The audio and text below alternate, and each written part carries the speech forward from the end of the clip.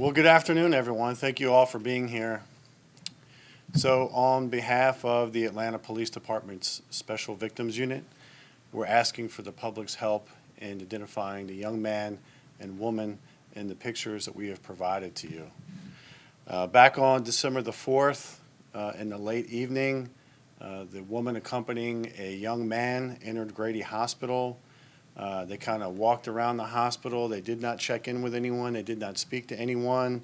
After a period of time, the adult female walked outside with the young man and left him there.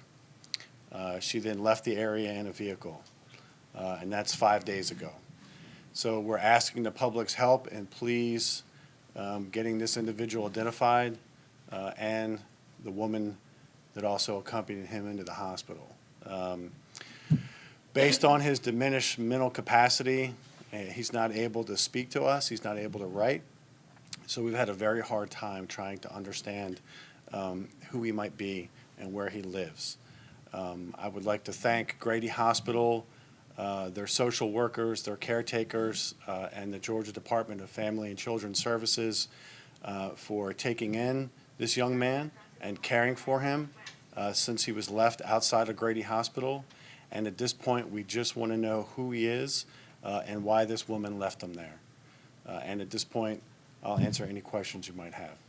Such a bizarre story, and it'll be interesting to see how people react to this, but is this something that APD deals with? So, we've had it when it's come to newborns and babies maybe being left because of some kind of situation, but we've never had and we believe he's in his teenage years. We've never had a special needs type young teenager left somewhere. And so, no, that particular situation's new to us. And I mean, again, we don't know what the circumstances are and why this woman left him there. But we certainly want to talk to her, and we certainly want to know who he is, because our heart goes out to him. Grady and DFACS have been doing a great job in taking care of him, and we just want to provide closure and understand and know who he is and where he comes from. A couple of questions. Number one, how long were they walking around in the hospital? And then number two, did you see any sort of signs of abuse on him? I know there was some mentioning of him being malnourished potentially, or any bruises or anything like that. Right. So it was approximately an hour that they were milling around inside of Grady Hospital before he was left outside. There were no obvious signs of abuse. He was hungry. He was malnourished. He was cold. He was left outside, for a period of time. So that was kind of the scenario with him being left outside. I just imagine so many people coming to us, maybe to you, wanting to help, but right now, you just need to find out who he belongs to before anybody can even do anything to help. Yeah, I mean, believe me, our heart goes out. We've been talking about this case all week, my team and I, but for right now, we just need to figure out who he is and who this female was that dropped him off, so that we can try to put all the pieces together and have a better understanding of what's going on. I know one of the questions that comes up is, will there be criminal charges for this young lady for leaving the child there? And I'll tell you that, it's undetermined right now. We just want to talk to her. We just want to see what's going on. We just want to see what the circumstances were. There may or may not be criminal charges down the road, but at this point, we just want to know who he is and who she is. And so with the public's help, we're hoping to bring some closure there.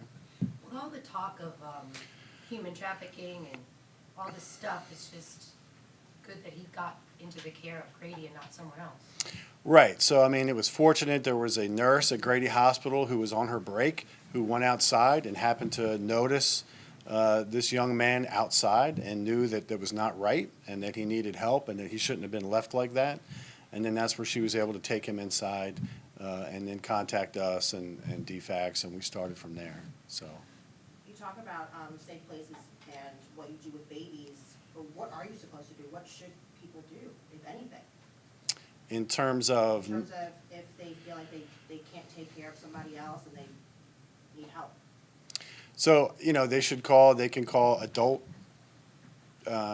protective services through the state of Georgia. If they're a juvenile, they can call DFACS, the Department of Children and Family Services. So they can call 911. They can call, if they're having a mental crisis and trying to take care of someone.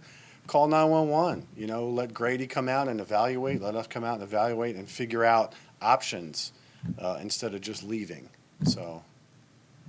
Could you tell if the vehicle they got into, was they Georgia plates? We believe they were, yes, and so we have investigators that are looking into the vehicle aspect of it. But we know with the public's help and with as many people that will see this story, that we think we'll get quicker, access to who they are via the public's help. Was the boy crying? He was not crying at the time, but again, he was disoriented, he was hungry, he was cold, so he just needed to kind of get outside and get inside at that time, so. And where is he now? He still remains at Grady Hospital. He's under the care of the Georgia Department of Children and Family Services, so DFACS, he's under their care, but with the help of Grady Hospital and their social workers and their staff there, they're both caring for him there at Grady. And for those in the community that do want to, donate resources to this young man, do they go through DFACS, do they go through you guys? So I would direct them to the state, to DFACS. I would, they're our biggest partner when it comes to crimes against children and dealing with situations involving kids. So I would direct any support or help towards the Georgia Department of Children and Family Resources. Yes. And what are you calling him, just so we can have some continuity? Like, is it John Doe? Is it, like, what? So Grady Hospital has given him a name. We're going under the John Doe, just to keep it simple for us. So, I mean, he's John Doe for right this moment. Okay. And we hope with the public's help to change that very quickly. You said he's not communicating with you, like answering his questions, but is he communicating at all? I mean, he can make sounds and noises, and he can move around, he can walk. But in terms of being able to write something down or be able to, formulate something that would help us understand, no. Is there anything with him, like a bag, ID? I mean, not ID obviously, but anything? There was a bag left with him with some items. So, yeah, but obviously no ID, nothing that would help us understand who he is. No Is there a feeling that medications, he's local?